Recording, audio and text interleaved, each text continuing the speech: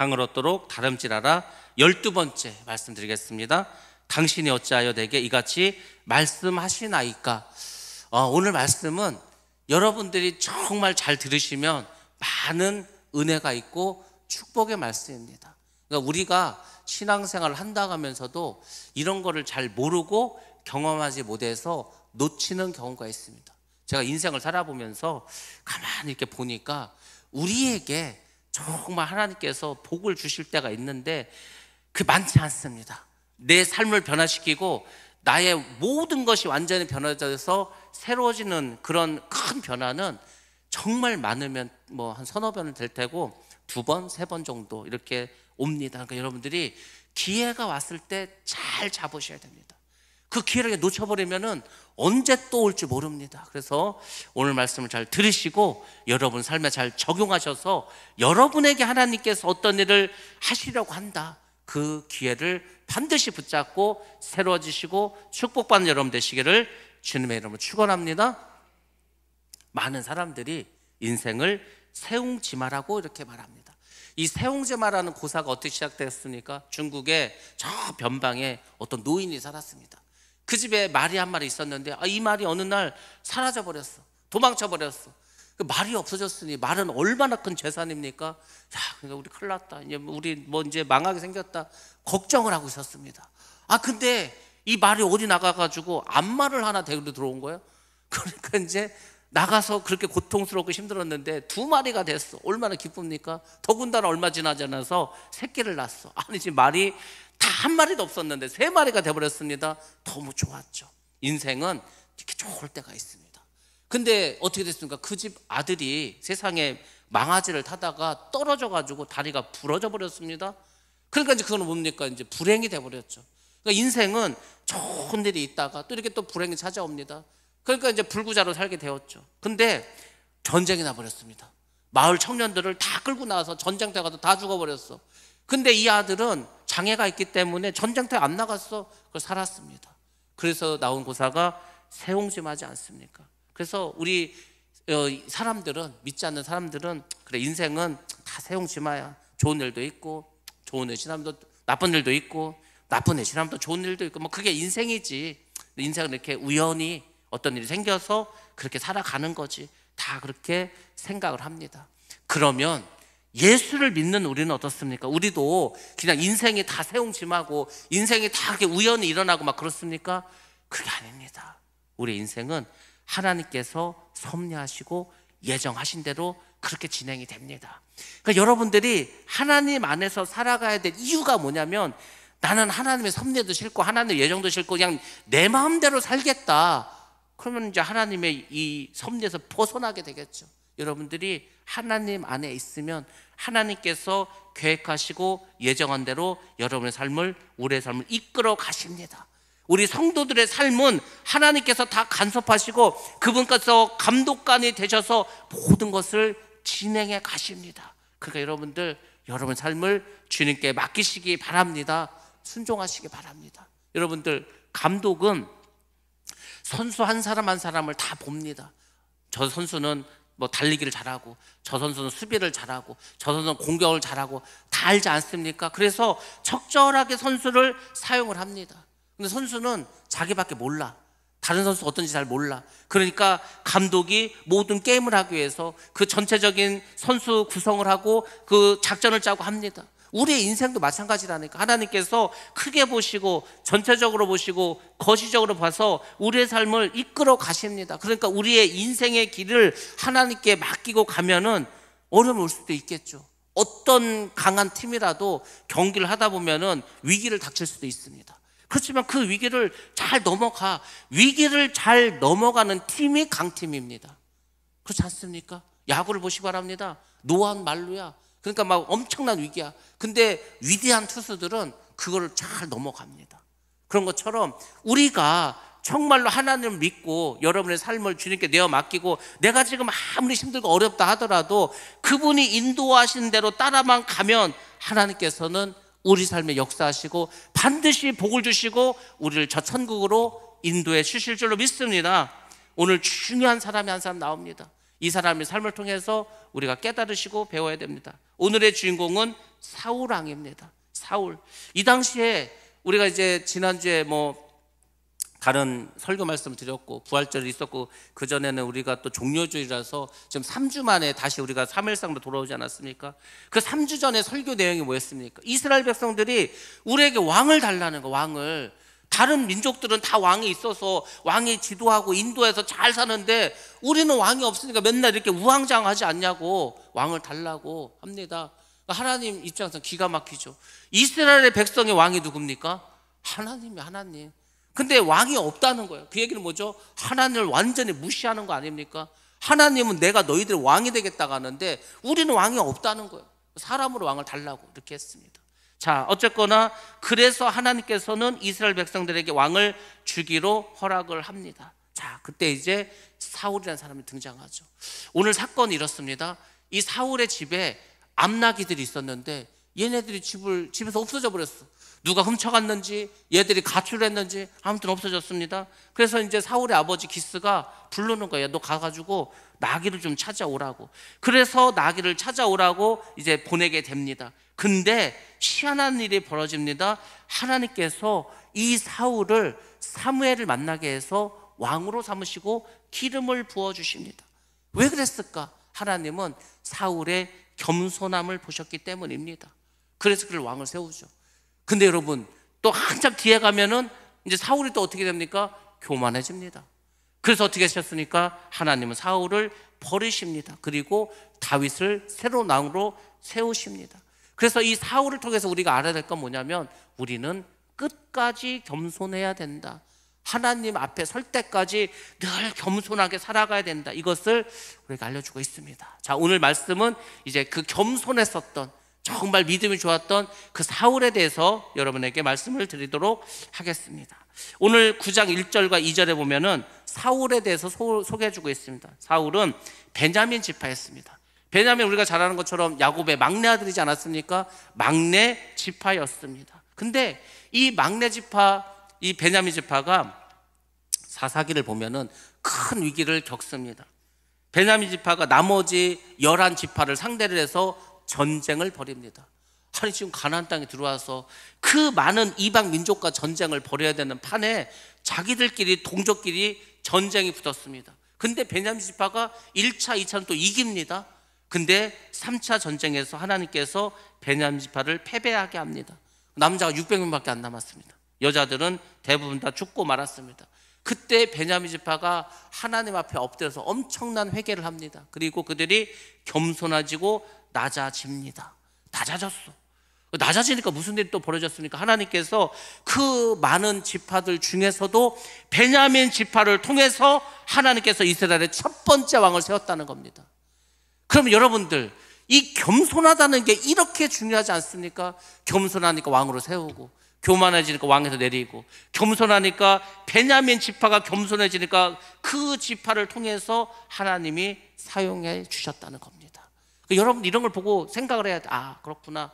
내가 교회에서 어떤 일을 하고, 내가 어떤 세상에서 무슨 일을 할 때에는 내가 낮아져야 되겠구나. 성경에 뭐라고 말씀하십니까? 높아지려는 자마다 낮아지라는 거예요.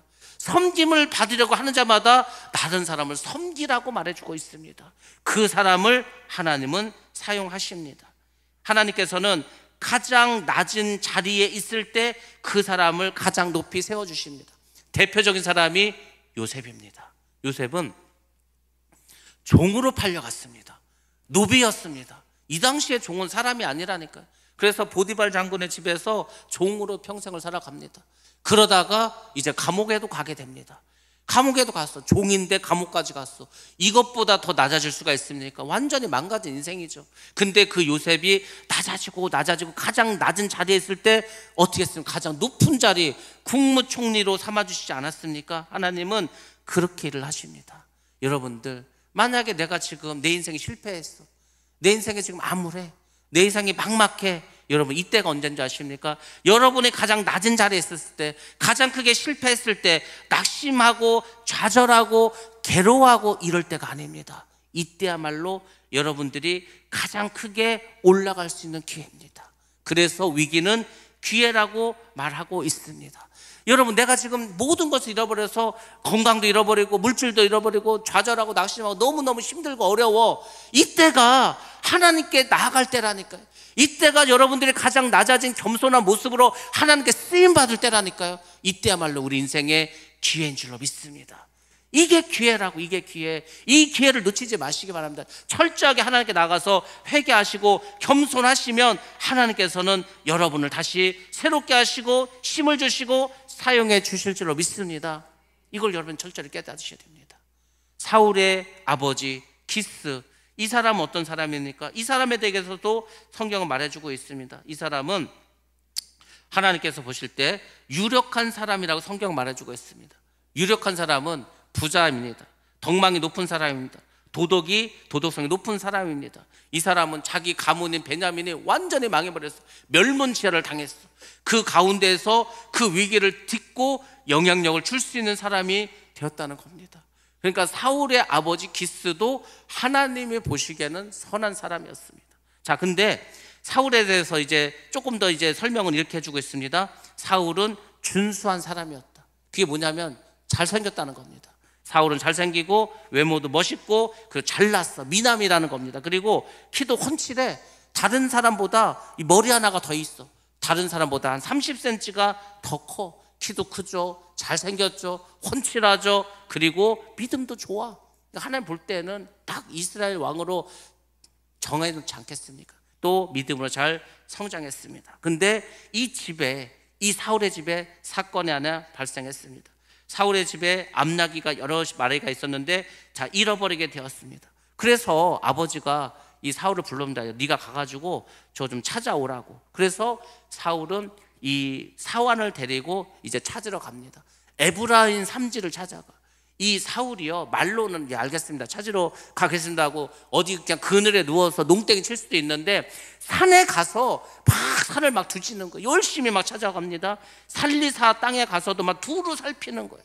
여러분들, 여기서 사울의 장점이 첫 번째로 나옵니다. 아, 사울이 이런 사람이라는 사울의 특징이 나옵니다. 사울은 어떤 사람이었습니까? 충성스러운 사람이었다는 겁니다. 아버지의 말씀에 순종했어. 그리고 나귀에 대한 목자의 심정을 가졌습니다. 3일 동안을 최선을 다해서 찾았다는 거. 아유, 우리 나귀가 이 나쁜 사람들 만나서 이상한 데 팔리면 어떡하지? 뭐 짐승을 만나서 잡아먹히면 어떡하지? 그 걱정을 하면서 자기도 힘들고 피곤하지만 그 산지를 뛰어다니면서 암마를 찾기 위해서 최선을 다했다는 겁니다. 그리고 두 번째로 사울의 장점과 특징이 나옵니다. 자, 말씀 보겠습니다. 사무엘상 9장 5절 말씀 보겠습니다. 시작. 그들이 숲 땅에 이른 때에 사울이 함께 가던 사환에게 이르되 돌아가자. 내 아버지께서 암나귀 생각은 고사하고 우리를 위하여 걱정하실까 두려워하노라 하니. 아멘. 아멘. 이 무슨 말이냐면은 이제 나귀를 찾다가 숲이라는 곳에 갔습니다. 숲이라는 땅에 가게 되었습니다. 근데 거기서 이 사울이 사환에게 말하는 종이, 야, 우리 아버지에게 돌아가자. 그 왜 돌아갑니까? 힘들어서 돌아갑니까?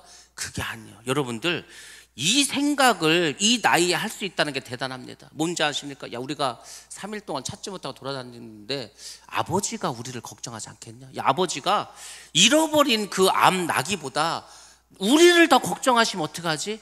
아버지가 걱정하면 안 되잖아. 아버지가 걱정하는 게 두렵다는 거야. 그래서 돌아가자는 겁니다. 이게 쉬운 생각이 아니라니까요. 우리 지금 중고등부 있지만 중고등부 그 학생들 나이에 이 생각을 하는 겁니다. 우리 아이들이 어디 놀러 갔어. 야, 우리 빨리 집에 가자. 부모님 걱정하셔. 빨리 가자. 이렇게 생각하는 아이들이 얼마나 있겠습니까? 근데 사울은 그것을 생각했다는 겁니다. 아버지에 대한 그 효심이 있었던 그런 사람이에요. 자, 근데 그 말을 듣고 사환이 이렇게 말합니다. 이 성읍에 하나님의 사람이 있다는 얘기를 제가 들었습니다. 그 하나님의 사람은 많은 사람에게 존경을 받고 있고 그가 말하는 것은 다 응한다고 합니다. 하나님께서 다 들어주신다고 합니다. 그러니까 우리가 그분에게 가서 한번 우리의 이 문제에 대해서 한번 좀 물어보자고 그렇게 이야기를 합니다. 자, 여기서 세 번째 사울의 특징이 나옵니다. 사환의 말에 사울은 따르게 됩니다. 이 당시가 어떤 시대입니까? 이 종은요, 감히 주인에게 말을 못합니다. 그냥 주인이 시키는 것만 하는 거예요. 주인이 시키면 하고 하지 말라면 안 하고 죽으라면 죽고 이런 시대인데 감히 하인이 주인에게, 여러분들 우리 조선시대 생각해 보시기 바랍니다. 어떤 도령이 자기 그냥 돌쇠 데리고 나갔어. 근데 돌쇠가 뭘 어서 주워 들어가지고 뭐 도련네 어쩌고저쩌고 하면 이놈아 네가 감히 나를 가리치려 하느냐 하면서 막 혼내고 때리고 막 그렇게 하지 않겠습니까? 똑같은 상황입니다. 근데 사울이 그 사안의 말을 따릅니다. 아랫사람의 말을 무시하지 않았다는 거죠. 그게 뭡니까? 겸손하다는 거예요. 그러니까 하나님께서 괜히 사울을 선택한 게 아닙니다. 사울은 겸손하고 충성심이 있고 마음이 넓은 사람이라는 것을 보여주고 있지 않습니까? 여러분들 성경을 통해서 이런 것들을 좀 찾아내실 수 있어야 됩니다. 그리고 네 번째 사울의 특징과 장점이 나옵니다. 말씀 보겠습니다. 사무엘상 9장 7절부터 8절 말씀 보겠습니다. 시작. 사울이 그의 사환에게 이르되 우리가 가면 그 사람에게 무엇을 드리겠느냐? 우리 주머니에 먹을 것이 다하였으니 하나님의 사람에게 드릴 예물이 없도다. 무엇이 있느냐 하니 사환이 사울에게 다시 대답하여 이르되 보소서 내 손에 은 한 세겔의 4분의 1에 있으니 하나님의 사람에게 드려 우리 길을 가르쳐 달라 하겠나이다 하더라. 아멘. 아멘. 이 말씀은 우리가 정말 잘 들어야 됩니다. 우리 자녀들도 마찬가지고 여러분들도 마찬가지입니다. 왜냐하면 이거는 여러분들이 축복을 받을 수 있는 말씀이기 때문입니다. 이런 말씀을 그냥 휙 지나가면 안 됩니다. 잘 생각하셔야 됩니다. 예전에 우리는 이제 풍습이 그랬죠. 어른을 찾아가, 오랜만에 뭐 고향에 간다든지 집안에 어른을 찾아가. 여러분들 빈손으로 갑니까? 뭐라도 사가는 거야. 고기를 사가든지 과일을 사가든지 뭘 선물을 준비해서 갑니다. 왜냐하면 그것이 예의고 예절이야. 그래서 항상 어른을 찾아갈 때는 그런 뭔가를 가지고 갑니다. 그 당연한 거였었죠. 물론 지금도 고향을 간다든지 뭐 어른을 찾아간다든지 아마 부모를 찾아갈 때 선물을 할 겁니다. 근데 예전 많지는 않다는 겁니다. 예전에는 막 그랬는데 지금은 그냥 계좌로 돈 싸줘, 가지 말지 뭐 이렇게 생각한다는 거죠. 근데 여러분들 잘 보시기 바랍니다. 지금 사울이 어떤 입장이냐면 자기가 주의 종을 그래 그럼 찾아가자. 근데 주의 종을 찾아가지 않습니까? 다른 사람도 아니고. 근데 지금 자기는 돈이 하나도 없어. 빈손이야. 근데 야, 빈손으로 어떻게 가냐? 이게 뭔지 아십니까? 섬기려는 마음이 있다는 겁니다. 선물을 사가야 되는데 이게 없네, 돈이 없네, 어떡하지? 그거에 대해서 염려를 하는 거예요. 여러분들, 내가 누군가를 섬기려고 하는 마음, 누군가를 대접하려는 그 마음이 뭐냐면 기본적으로 자기 자신을 낮추고 다른 사람을 높이려는 자세라는 겁니다. 이게 우리나라가 있었다니까요. 우리나라가 물론 유교국가고 하다 보니까 장유유서가 있고 이런 것 때문에 이런 문화가 있었지만 나쁜 문화가 아닙니다. 어른을 섬기는 것은 굉장히 중요한 마음이다. 근데 어느 순간 이런 것들이 막 사라져버렸어. 아이들이 뭐 어른을 생각하고 없습니다. 부모도 생각 안 하고 선생님도 생각 안 하는데 누구 뭐 어른을 생각하겠습니까? 그러니까 공경이라는 것도 많이 사라져버렸습니다. 우리 문화 속에서 중요하고 좋은 건데, 근데 성경도 역시 그것을 중요시 여긴다는 겁니다. 남을 섬기는 거 굉장히 중요하지 않습니까? 굉장히 중요합니다. 근데 이것을 우리가 놓쳐. 여러분들, 교회는 또 교회를 섬기는 성도들은 이런 나누려는 마음이 굉장히 중요합니다. 그러니까 여러분들이 항상 그런 마음을 가져야 돼요. 물론 나도 어렵죠. 물론 나도 힘들죠. 그렇지만 나누려는 마음을 가지고 작은 거라도 나누려는 그 마음을 항상 가지시기 바랍니다. 이게 굉장히 중요하다니까요. 왜냐하면 부지간에 천사를 섬길 수가 있기 때문입니다. 꼭 천사를 섬기겠다 이런 마음이 아니더라도 하나님께서 그렇게 하신다고. 여러분들, 그 베트남 선교사님이 한국에 오면은 꼭 출국하기 전에 2, 3일 전에 금산에 들립니다. 왜냐하면 수삼을 사기 위해서. 수삼을 사서 그 베트남에 있는 고위 공직자들, 그 유지들을 항상 선물합니다. 뭐 우리처럼 이렇게 세트를 주는 게 아니고 잔뜩 사다가 한 뿌리 주고 두 뿌리 줍니다. 왜냐면 워낙 많으니까. 그리고 또 사는 게 있습니다. 뭘 사냐면은 홍삼 캔디나 젤리 같은 걸 사. 5,000원짜리. 왜 사는지 아십니까? 학생들을 준다는 거. 학생들을 한 봉다리 주는 게 아니야. 그냥 몇 봉다리 사갖고 와서 2개 주고 3개 주고 합니다. 많이 주는 게 아니야. 근데 왜 주냐면은 그들을 내가 지금 한국에 갔다 왔으니까 너희들에게 선물을 준다는 그 마음 때문에. 받는 사람도 얼마나 기쁘겠습니까? 그리고 막 과자들도 몇 개 사. 이 과자는 왜 사냐? 이거는 누구 애들을 준다는 거예요. 애들한테 불러서 새우깡 하나 주고, 누구 불러서 외화스 하나 주고. 여러분들, 우리는 차고 넘치지 않습니까? 우리는요, 애들 불러서 한 상자씩 줘요. 한 상자 박스채 줍니다. 근데 그 나라는 사탕 한두 개, 과자 한 봉다리, 이게 선물이야. 그럼에도 그것을 받으면 좋아해. 그리고 그 문화가 여전히 지금까지도 지속되고 있습니다. 왜냐하면 그 선물을 줌으로써 그 사람을 섬기려고 하는 그 마음을 가지고 있기 때문입니다. 이게 굉장히 교회는 중요해요. 그래서 교회는 풍성하고 넉넉해야 됩니다. 우리 교회에 손님들이 잘 옵니다. 자주 옵니다. 많이 옵니다. 많이 와. 자주 오고. 왜 오겠습니까? 뭐 교회 구경하러 오겠습니까? 아닙니다. 물론 교회도 구경하러 오겠죠. 교회가 뭐 아름답고 이쁘고 하니까. 근데 우리 교회 오면은 빈손으로 가지 않습니다. 제가 그냥 뭐라도 줘. 그냥 빈손으로 보내지 않고 뭐라도 챙겨주려고 하는 거예요. 그렇게 하다 보니까 그냥 어지간하면 우리 교회로 옵니다. 목사님들도 밖에서 이제 차를 뭐 식사를 해. 그럼 커피숍을 가면 그냥 우리 교회에서 차 한잔 하시죠. 우리 교회 모셔가지고 커피를 다리고 다른 차를 하고 뭐 해서 이렇게 드립니다. 멀리서 오셨어. 그러면은 뭐 교회에 어디 있는 뭐 홍삼을 드리든 뭐를 드리든 그냥 막 드려. 저도 막 제가 가지고 있는 것도 막 드려. 그냥 막 줘. 그럼 어느 순간 다 없어집니다. 그럼 또 사다 놔. 그럼 또 막 줘. 그게 왜 그런지 아십니까? 그게 작은 거지만 받는 사람은요, 대접받았다는 느낌이 있습니다. 여러분이 누가 초대를 해서 갔는데 짜장면을 주는 거야. 그럼 여러분들이 어떻겠습니까? 물론 짜장면도 귀하죠. 근데 갔더니만 어디 좋은데 막 한정식 집에 들어가서 막 대접을 잘하는 거예요. 기분이 다르지 않습니까? 여러분들, 예수를 믿는 사람들은 이런 대접을 잘하는 마음을 가지고 있어야 됩니다. 대접을 잘 하셔야 된다고. 근데 하나님이 그 사람을 보고 주는 거예요. 막 그냥 나만 잘 먹고 잘 살고 하나도 베풀지도 않아. 그 하나님 복을 주실 것 같습니까? 여러분들이 잘 생각하셔야 돼요. 예수를 믿는 게 뭔가? 예수를 믿는 거는요, 자꾸 베풀고 나눠주는 겁니다. 하나님은 하나밖에 없는 독생자를 보내서 죽이셨다니까요. 우리를 위해서. 그 생명도 베풀었어. 그게 예수 믿는 거예요. 원래 예수 믿는 그리스도인들은 그런 마음을 가지고 예수를 믿어야 되는 거예요. 근데 세상이 변하고 세상이 강팍해지고 사랑이 식어져 가니까 예수를 믿는 사람도 사랑이 식어져 버리는 거예요. 우리가 세상을 변화시켜야 되는데 세상에 좋지 않는 게 교회에 들어와서 세상이 우리를 변화시켜 버려요. 그러니까 소금이 맛을 잃어버리는 거죠. 빛을 잃어버리는 거.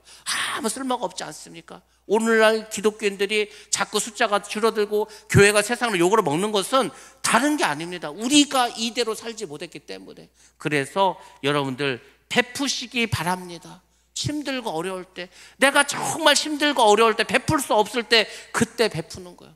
사르밧 가부가 이제 아들하고, 야, 마지막 이거 이제 밀가루 이거밖에 없어, 기름도 이거밖에 없어, 이제 이거 먹고 이제 우리 그냥 죽자, 그냥 더 이상 없어. 근데 그걸 어떻게 했습니까?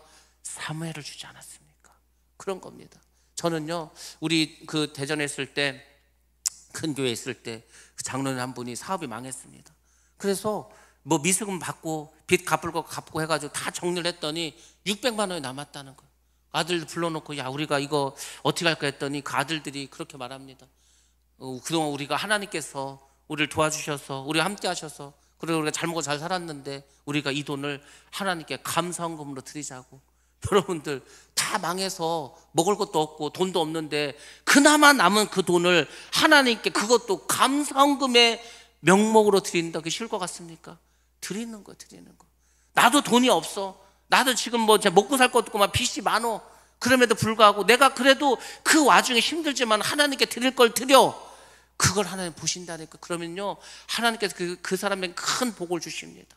하나님이 공짜가 없다니까요. 하나님은 지금 이 사람이 망한 걸 모릅니까? 이 사람이 돈이 없는 걸 모릅니까? 힘든 거 모릅니까? 하나님이 제일 잘 압니다. 근데 하나님이 그 힘들고 어렵지만, 하나님, 내가 이것을 하나님께 드리겠습니다. 하나님이 감동받지 않겠습니까? 여러분들, 하나님을 감동받게 해주시기 바랍니다. 하나님이요, 제가 그랬잖아요. 제가 많이는 아닌데 하나님 오늘 기도하는데 그러는 거,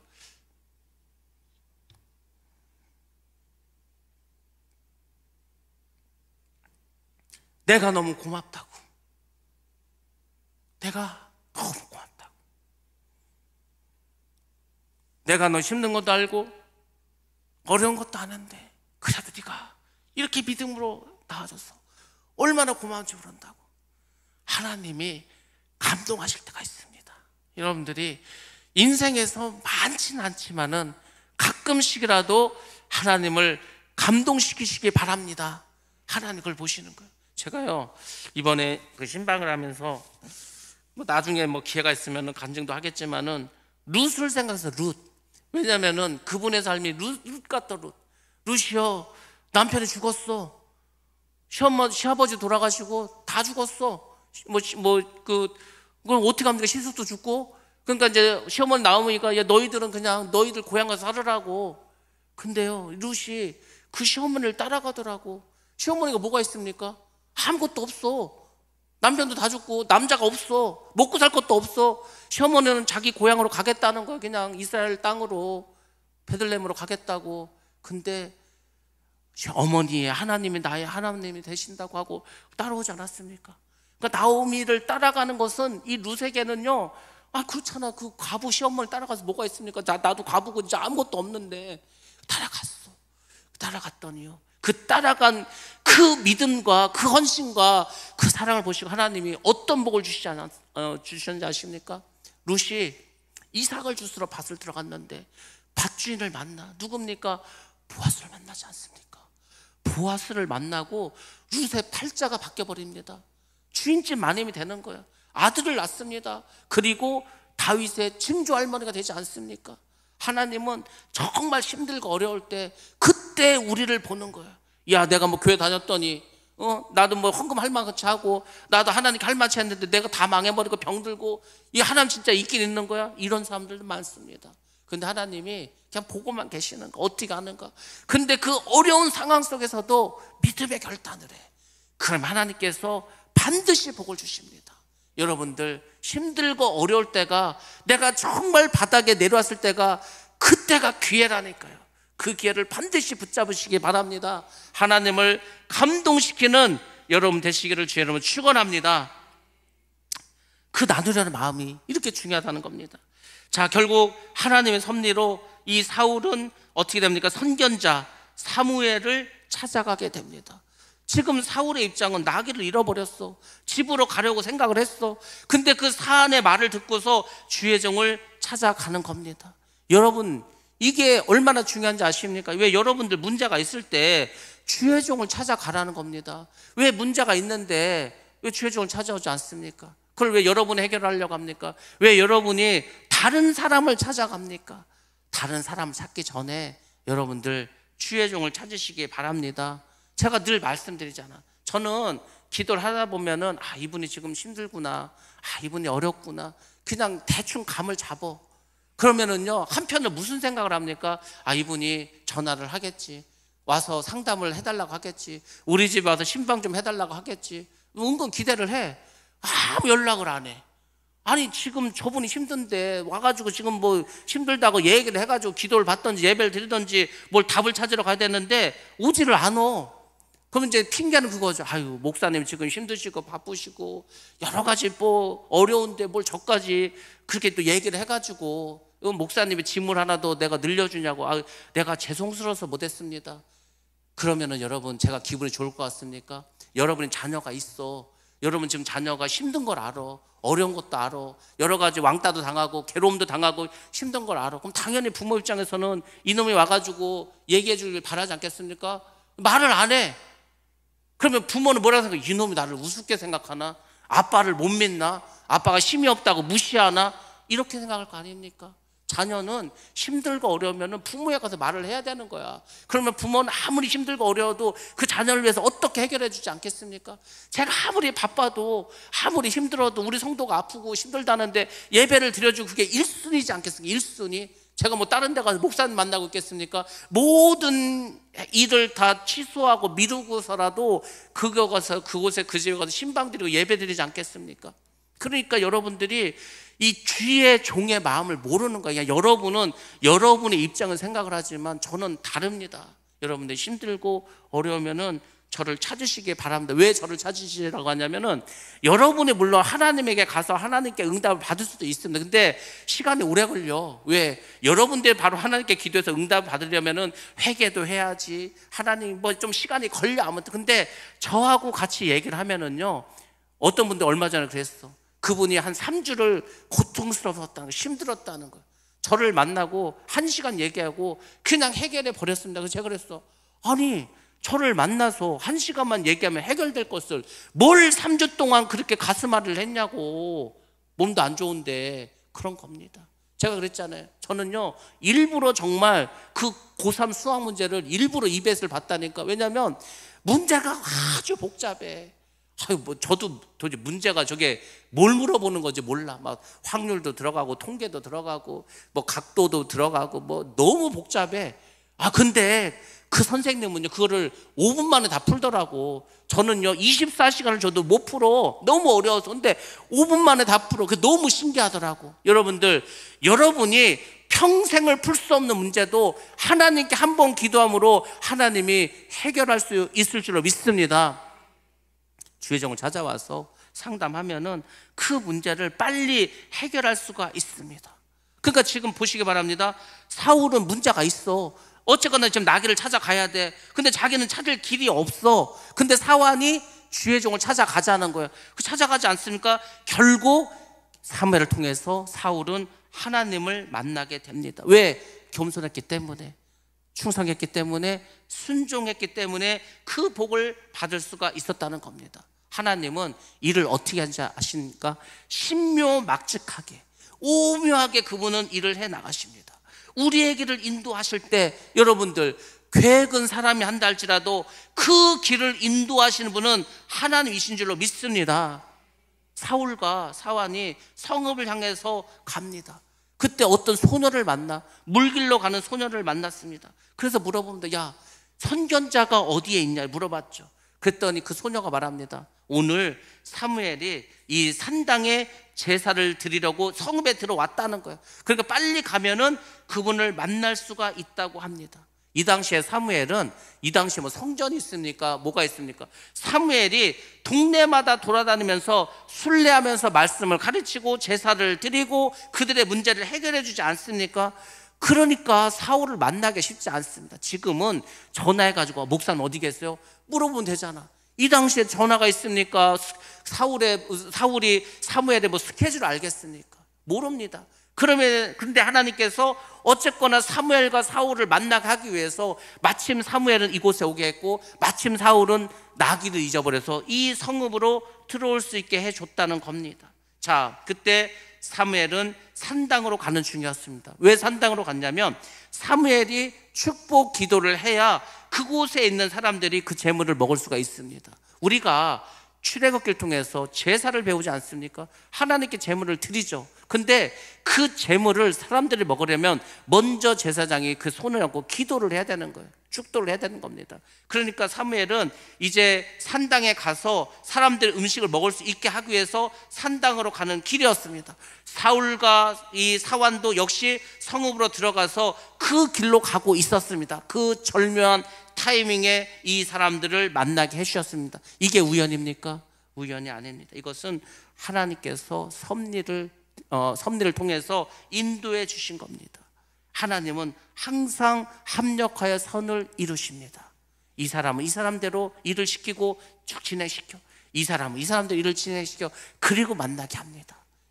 마치 큰 판에 퍼즐을 하나씩 맞춰가듯이 우리는 모릅니다. 그 큰 판을 어떻게 압니까? 우리는 내 퍼즐밖에 없어. 근데 하나님은 그게 1000개가 됐던 10,000개가 됐던 10만 개가 됐던 간에 한 사람의 문제든 한 가정의 문제든 한 나라 한 교회의 문제든 간에 그 퍼즐을 다 맞추고 계신다니까요. 그리고 결정적인 순간에 딱 완성을 시킵니다. 이게 우연입니까? 우연히 어떻게 세월이 지나다 보니까 아미노산이 합쳐서 단백질이 되고 단백질이 합쳐져 가지고 생명체가 되고 그래서 지나가서 인간이 됐다. 이게 이렇게 됩니까? 아닙니다. 모든 것은 하나님의 섭리와 하나님의 예정에 의해서 이루어지는 것을 우리가 성경을 통해서 체험하고 경험할 줄로 믿습니다. 이 만남을 통해서 하나님의 섭리가 있었죠. 이것이 하나님의 섭리라는 것을 성경은 이렇게 표현해 주고 있습니다. 사무엘상 9장 15절과 16절 말씀 보겠습니다. 시작. 사울이 오기 전날에 여호와께서 사무엘에게 알게 하여 이르시되 내일 이맘때에 내가 베냐민 땅에서 한 사람을 내게로 보내리니 너는 그에게 기름을 부어 내 백성 이스라엘의 지도자로 삼으라. 그가 내 백성을 블레셋 사람들의 손에서 구원하리라. 내 백성의 부르짖음이 내게 상달되었으므로 내가 그들을 돌보았노라 하셨더니 아멘. 아멘. 사울이 오기 전날에 여호와께서 사무엘에게 이미 알려주셨습니다. 네가 내일 누구를 만나게 될 거다. 그 자가 이스라엘의 왕이 될 거라고 미리 알려주지 않습니까? 제가 예전에 베트남에 갔습니다. 떠니라고 하는 목사의 할아버지 집을 방문합니다. 새벽 한 5시쯤에 갔어요. 제가 새벽 4시에 일어나서 그 집을 갑니다. 이분은 그 공산주의 치하에서도요, 예수를 끝까지 믿고 견뎠어. 아들도 목사고 손주도 목사고 그 지역에서 그 정말 건터라고 하는 그 큰 도시에서 정말 영적인 지도자입니다. 이분은 새벽 2시에 일어나서 기도를 합니다. 그분이 베트남어로 된 조용기 목사님 설교책을 가지고 있더라고요. 우리가 한국에서 왔다고 그거 보여주시더라고요. 이분이 그 얘기를 하더라고요.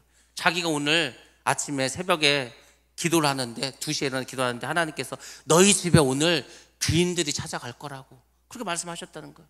그 귀인 누굽니까? 그 베트남 선교사하고 저죠. 하나님께서 미리 이렇게 알려주십니다. 왜? 이것은 우연이 아니고 하나님의 섭리라는 것을 알려주기 위해서. 여러분들, 사울의 관심은 나귀에만 있었습니다. 나귀. 내가 어떻게 하면 빨리 나귀를 찾아갈 수 있지?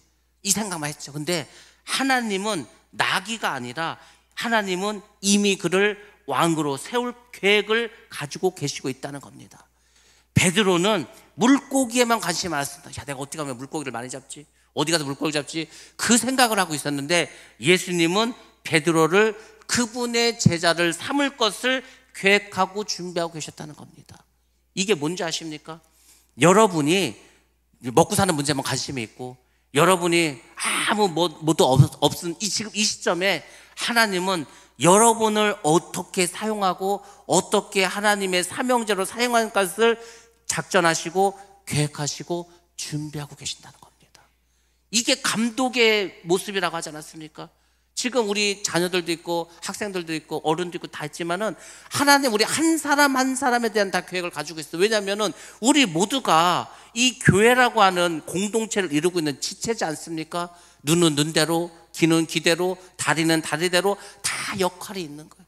여러분 한 사람 한 사람에 다 계획을 가지고 있습니다. 그럼 여러분들은 뭘 하셔야 되겠습니까? 순종하셔야 되겠죠. 우리가 할 수 있는 일은 순종인 거예요. 이 하나님의 커다란 퍼즐 속에서 나는 이쪽으로 가고 싶습니다. 안 돼. 하나님은 내 조각 퍼즐은 여기에 놔야 돼. 그러면 거기에 순종하고 가야 되는 거예요. 자꾸 내가 버팅긴다. 그럼 어떻게 되는지 아십니까? 하나님 버려버립니다. 그러니까 여러분들이 기억을 하셔야 되는 거예요. 우리의 생각과 내 계획과는 상관이 없이 하나님은 여러분을 준비시키고 있다니까요. 그럼 오늘 갑자기 하나님 여러분에게 딱 발표를 해버립니다. 내가 너를 왕으로 삼겠다. 내가 너를 사역자로 삼겠다. 내가 너를 전도자로 사용하겠다. 내가 이 교회에 너를 교사로 사용하겠다. 하나님은 다 계획하시고 어느 날 딱 때가 된 걸 발표하십니다. 그럼 여러분 어떻게 하셔야 됩니까? 그것을 순종해야 할 줄로 믿습니다. 제가 그랬잖아요. 어느 날 그냥 여러분들에게 아유 집사님 이번에 좀 이거 하셔야 될 것 같아요. 이게 제가 즉흥적으로 아무 생각 없이 갑자기 하는 말이 아니고 여러분에게는 아무 말도 하지 않았지만은 기도하면서 하나님의 계획과 하나님의 뜻과 하나님의 의도를 다 가지고서 때가 됐을 때 여러분들에게 말씀하는 겁니다. 그러니까 여러분 그때 아유 저는 바쁜데요. 저는 믿음이 없는데요. 저는 그걸 할 만한 힘이 없는데요. 여러분은 힘이 없어도 됩니다. 여러분이 그걸 못할 그 할 능력이 없어서 아무 상관이 없어도 왜? 어차피 일은 하나님이 하시는 겁니다. 그러니까 여러분은 순종만 하시면 되는 겁니다. 무슨 사울이 왕이 될 자격이 있었습니까? 왕이 되기 위해서 뭘 한 게 있습니까? 없습니다.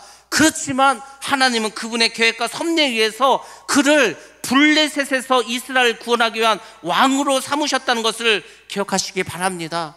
그래서 여러분들이 교만하지 않고 나아가시면 됩니다. 그리고 하나님께서 인도하신 대로 그냥 순종만 하고 나아가시기 바랍니다. 두 사람이 만났을 때 사무엘에게 말합니다. 내가 내게 말한 사람이 바로 이 사람이다. 하나님 알려주십니다. 세례 요한이 이게 세례를 베풀 때 하나님께서 말씀하십니다. 네가 물로 세례를 줄 때 성령이 임하는 그 사람이 성령으로 세례 줄 그 사람이다.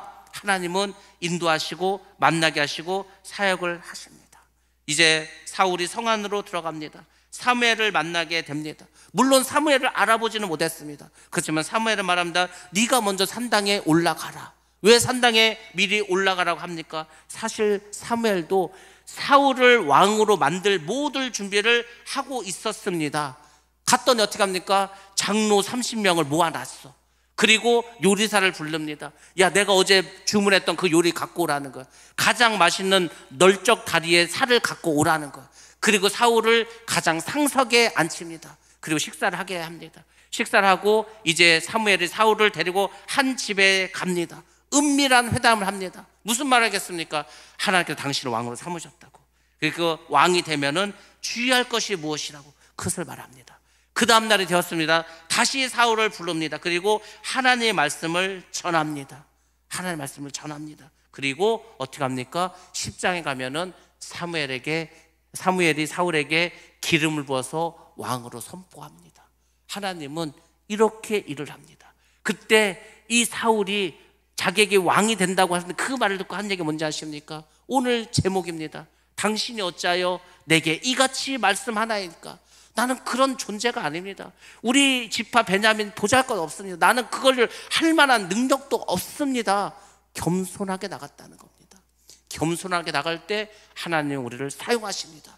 그래서 여러분들 우리 모두가 이 하늘성교회를 섬기고 있지 않습니까? 겸손하게 섬기시기 바랍니다. 끝까지 겸손하시기 바랍니다. 끝까지 쓰임받으시기 바랍니다. 그 사람을 하나님은 복되게 주시죠. 믿습니다. 우리 모두가 하나님을 믿음으로 정말 순종해서 여러분에게 맡기신 사명을 온전히 다 감당할 수 있는 그런 저와 여러분 되시기를 주님의 이름으로 축원합니다.